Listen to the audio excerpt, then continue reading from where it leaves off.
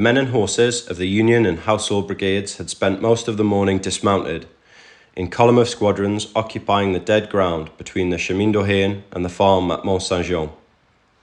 To the east of the Brussels road were the men of the 1st Dragoons, the Royals, the 2nd Dragoons, the Greys, and the 6th Dragoons, the Inniskillens.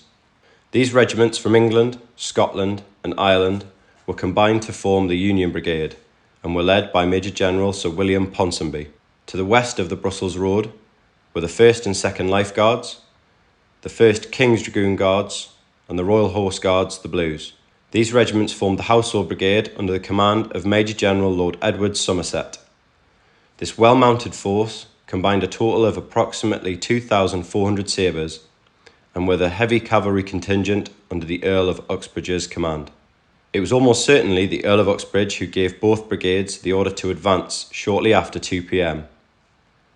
On the western side of the road, the Household Brigade was able to advance up the reverse slope with ease, as the infantry to their front had formed squares, having seen the approach of Dubois' cuirassiers that had provided d'Erlon's corps advance with protection on their left flank.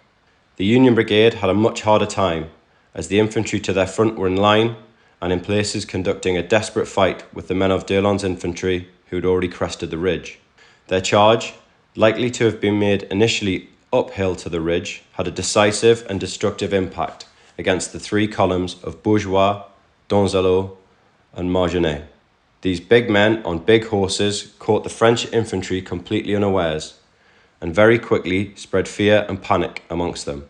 Meanwhile, to the west, once the men of the Household Brigade had negotiated the sunken road, they took part in the only heavy cavalry versus heavy cavalry combat that took place throughout the whole of the battle that day. 5 of the Household Brigade squadrons charged 7 squadrons of cuirassiers, and this short, sharp fight, conducted sabre to sabre, ended when the French cavalry turned to flee and were pursued south. The remaining squadrons of the Household Brigade had crossed the Charleroi road north of La Haye-Sainte and joined their Union comrades. The Union Brigade's success had been almost complete. They turned d'Erlon's corps into a rout, sweeping almost 11,000 French infantrymen back the way they came towards Napoleon's Grand Battery, a distance of approximately 600 metres. They killed and wounded an unknown many. They took approximately 2,000 prisoners, and the Eagles of the 45th Line and the 105th Line were captured by the 2nd Dragoons and the Royal Horse Guards respectively. This was where the success ended. On winded horses and unable to spike the guns of the Grand Battery, the British cavalry were equally well countered both from their front and eastern flanks. Approximately 2,400 French chasseurs à cheval and lancers swept into and behind the now ad hoc and disorganised British heavies.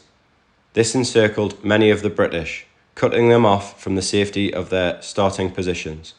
They scrambled to make the Allied ridge, and many of them would fall victim to the pursuing French.